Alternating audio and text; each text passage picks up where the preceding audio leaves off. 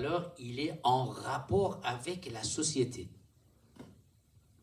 Pour eux, c'est être au service de la société pour le faire avancer. Tout seul, ils sont rien. C'est ce qui est chez Zoroastrien, c'est Zarathustra. Il a dit, Zarathustra, le rapport de l'homme, l'individu, avec la société, une nouvelle vision de société, c'est quoi? La société, c'est le champ de bataille. Le champ de bataille au service du bien-être de l'être, contre de ceux qui l'empêchent de devenir, de humaniser. Il disait, vous êtes, c'est le mot de Zarathustra, et il dit, qu'est-ce que tu as fait pour être digne qu'on t'appelle humain? Pourquoi je dois t'appeler humain? Pour quelle raison? C'est vraiment, c'est très important ça. Et société japonaise, pareil. Chez les Allemands, pareil. Les Allemands, ils se voient en rapport avec mon voisin et c'est qu'on fait ensemble. Et pourquoi vous croyez qu'après la Première Guerre mondiale, d'un coup, au bout de 5 ans, l'Allemagne est devenue industriellement et tout ça, ils ont été florissants. Je vous parle avant 1945. Et à tel point qu'ils sont allés chercher les ouvriers dans le Balkan et en Turquie. Le Japon, c'est pareil. Parce qu'il y a une philosophie qui le motive. Chez les Perses, c'était ça. Vous avez entendu les immortels, Javidan, Garde Javidan, immortels.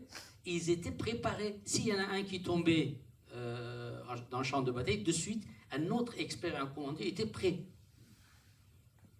L'individu, le rapport, il était en rapport avec le service qu'il rendait à la société. C'est pas lui-même tout seul. Et les Allemands, les philosophies, comme je disais sur Faravashi et tout, ils savaient d'où ça vient. Et c'est pas pour rien que maintenant, moi-même, personnellement, pour faire mes recherches, je privilégie les œuvres germaniques ou anglo-saxons. Les shaïs n'ont pas la même philosophie, c'est pour eux-mêmes, c'est pour individuel. Pour l'individu, parce que pour y croire au paradis, il faut shaïd, il faut shaïd. Voilà, c'est pour l'individu. Ça veut dire que l'estat suprême de l'humanité, c'est le shahada, c'est le faravashi. Il ne cherchait pas une récompense au-delà, parce que pour Zarathustra, il n'existe pas. Pour les Zoroastriens, au-delà n'existe pas. Tout ce que vous faites, c'est la philosophie des Zoroastriens, tout ce qu'on fait, il nous revient de suite. Seulement, il faut ouvrir les yeux. Je donne un homo, je fais un homo. Je vais aller, je sais pas moi, je marche dans la rue, il y a quelque chose qui va tomber, il y a quelque chose qui fait que moi, je l'évite. Parce que le monde que je fais, moi je simplifie, parce que je le fais. Et si j'ouvre un peu mes yeux, je dois avoir un rapport avec l'accident évité ou l'accident arrivé avec mes actes précédents. Ce qui s'est passé. C'est-à-dire qu'on est responsable de ce qu'on fait. Eh bien, c'est ça.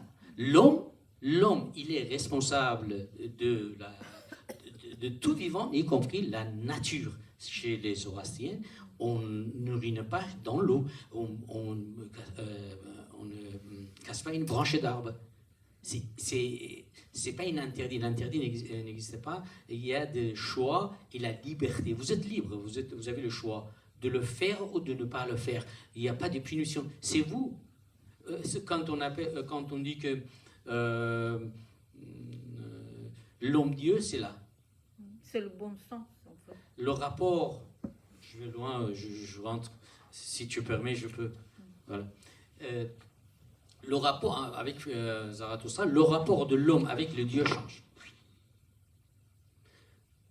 Dieu, on ne le cherche pas ailleurs, il cherche en soi-même. Voilà la différence. Il dit, cherche en toi-même, c'est en toi. Dieu, c'est toi. Le mot Dieu en langue persane, c'est Khoda. Bon, le Khoda, c'est une troisième personne singulier et le verbe fe'lam, le verbe, comment s'appelle fe'lam, et le, pas affirmatif, on donne l'ordre, enfin, c'est un deux mots, ça veut dire réveille-toi. Bi khoda, khoda, khoda. C'est rien de théologique ou c'est khoda, ça veut dire réveille-toi. Regarde, reprends conscience en toi. Que plus tard, on va le mettre sur le compte de Socrate. Il dit, Socrate a dit, connais-toi toi-même. Eh bien non, c'est Zarathustra. Socrate n'a pas dit ça, c'est Zarathustra qui a dit ça. Connais-toi toi-même. Dieu, il est à l'intérieur de toi-même. C'est toi le Dieu.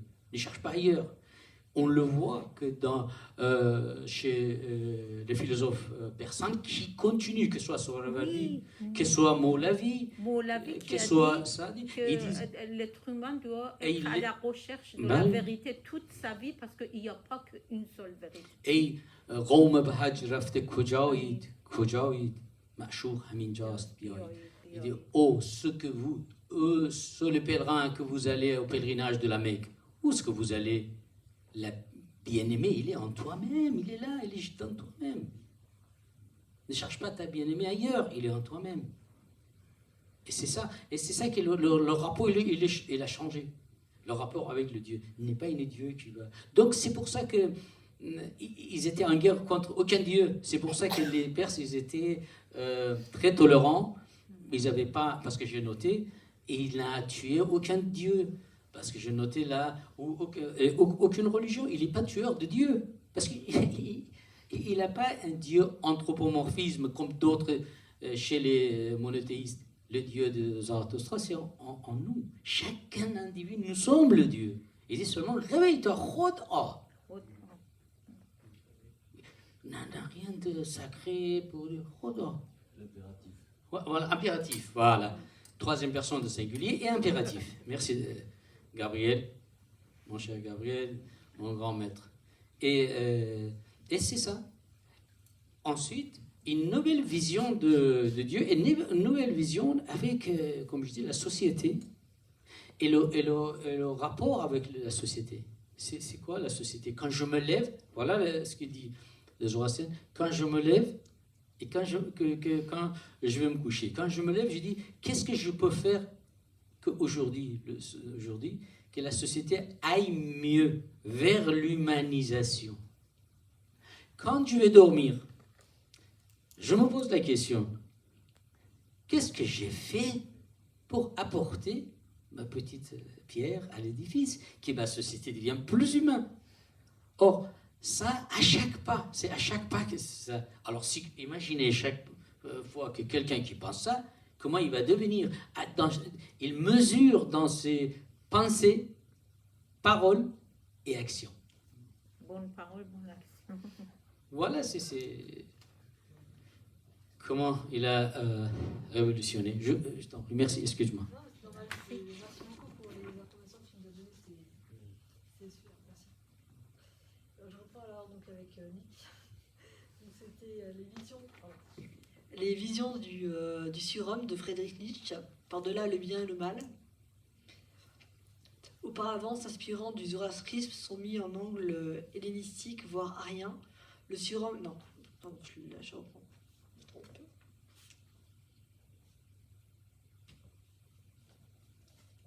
Je me trompe. Si nous lisons le deuxième tueur du dieu monothéiste, parce que là, apparemment, Zarathustra, lui, disait que l'homme était Dieu lui-même, donc il n'y avait pas...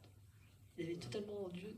Il n'y a aucun des dieux. Ouais, c'est ça. Aucune religion. C'est ça, mais non, mais d'un côté, il a tué les religions, étant donné qu'il disait que... il n'y avait pas de... Parce qu'il y en avait d'autres religions en plus. Pardon? Parce que d'autres religions existent. Sauf qu'il a tué, c'est le rite sanglant de Mitraïl. Oui, mais c'est ça, Et chez les Assyriens. c'est un rituel, c'est une secte, Voilà. sauf qu'une certaine manière, c'est une religion. Voilà. Et encore, tu avais l'égyptologie aussi. Oui, c'est encore autre. C'est autre chose.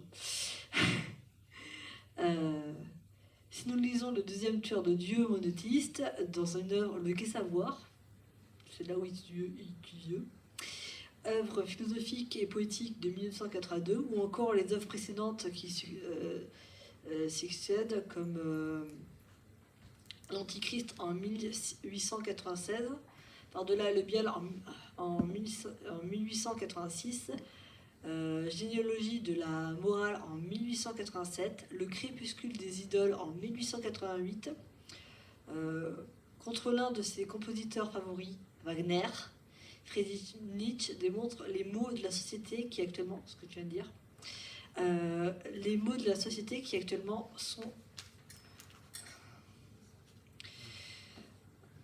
de nouveau d'actualité aujourd'hui, au XXIe siècle, entre autres le problème avec la Russie. Il propose des solutions face au nihilisme, qui sont encore un problème et qui n'ont toujours pas été résolus, à savoir presque 150 ans après lui. Alors, si nous relisons ses œuvres, ses théories autres que le véganisme, même si je crois pas qu'il était végan celui-là, Nietzsche,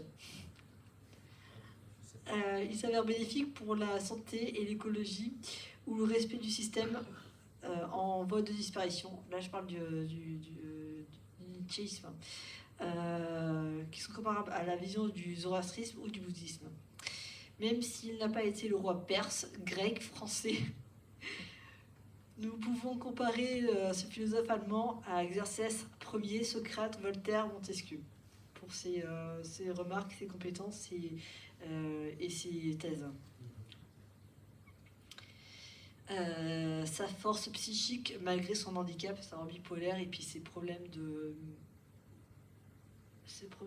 physiques et psychiques.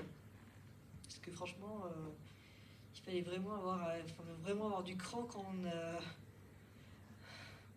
fallait s'accrocher pour écrire. Oui, il fallait s'accrocher. En plus, il n'a pas fait qu'écrire, il a composé. Hein. Ouais. C'est un génie, ce mec. Celui-ci s'est malheureusement assombri sous les mains des tyrans politiques dès le début du XXe siècle, sachant la mort de Nietzsche le 25 août 1900. Il a fallu attendre les années 1960 par la plume de Gilbert Deleuze, un Français, et Gilles Deleuze, philosophe contemporain français du 18 janvier 1925 à Paris au 5 novembre 1995 à Paris.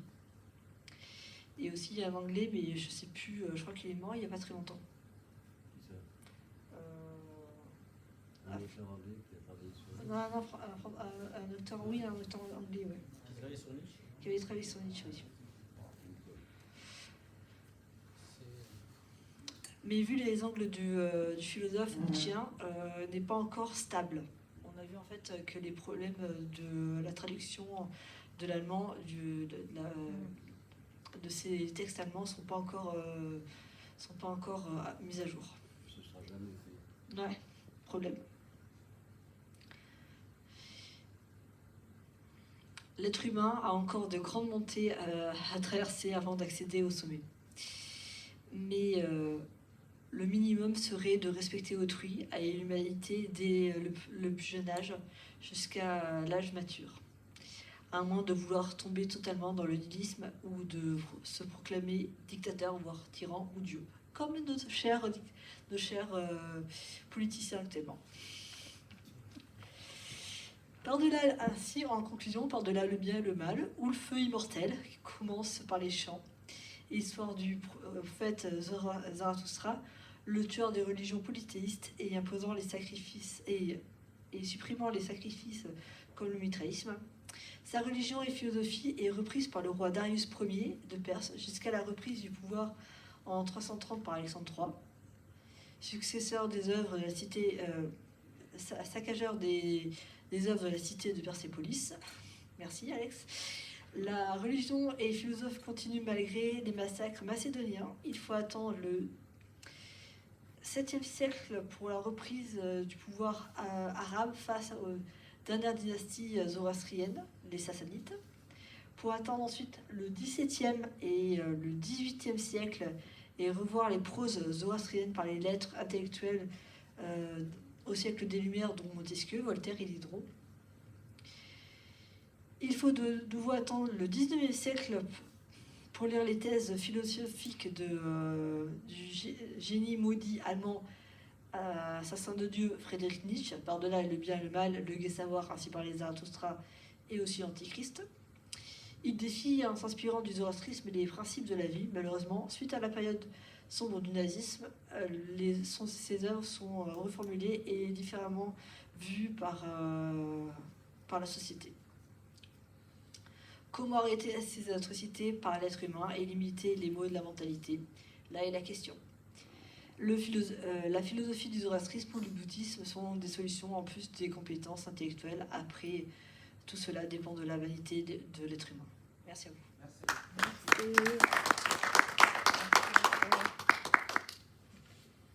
Ensuite, en conclusion, pour la colloque qu'on a fait avec Marneuse. Au nom de Zarathustra et son histoire sur les traces, dans l'art, la philosophie, la littérature, nous avons visualisé une série d'évolutions dans les chutes régulières, montées et chutes régulières. Ces séries sont la trace de l'être humain dans le système politique et religieux, une vanité chronique du pouvoir dans la possession qui s'expose régulièrement dans l'histoire, comme la mort des rois perses.